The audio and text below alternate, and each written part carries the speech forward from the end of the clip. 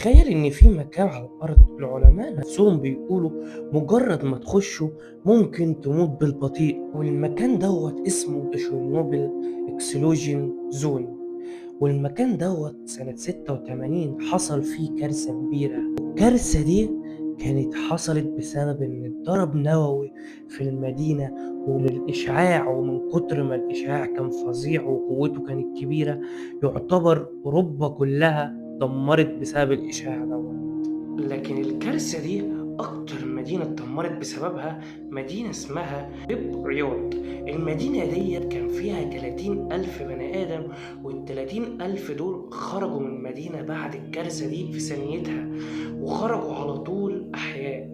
المدينة كلها أصبحت مدينة أشباح. ولكن لو رحت المدينة هتلاقي إن الألعاب زي ما هي، والكتب زي ما هي، وكل حاجة هناك زي ما هي أكنها متسابة امبارح. مكان فاضي، مدن كاملة مهجورة، مكان كان بيعيش فيه ألوفات من البشر، وفجأة أصبح مدينة أشباح.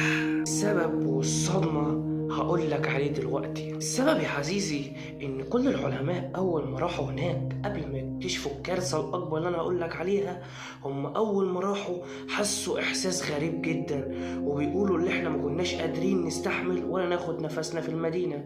وبعد كده مشوا شوية ولقوا بيت شكله غريب. بصوا تحت البيت دوت لقوا جسم شكله غريب متكون بسبب القنبلة يا عزيزي.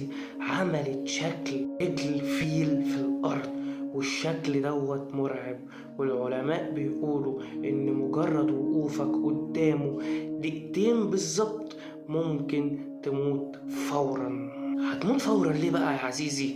عشان بيقولك إن الجسم دوت لسه زي ما هو بسخونيته، ولا راضي يهدى. وعشان الأرض دي ترجع تاني اللي انت تعرف تعيش فيها محتاجة 20,000 مليون سنة. ولذلك المدينة ديت ممنوع أي حد يروحها نهائي. قول لي انت بقى يا عزيزي، لو عندك الفرصة والقدرة انك تروح تشوف المدينة دي هتاخد بعضك وتروح، ولا هتخاف ومش هترضى تروح؟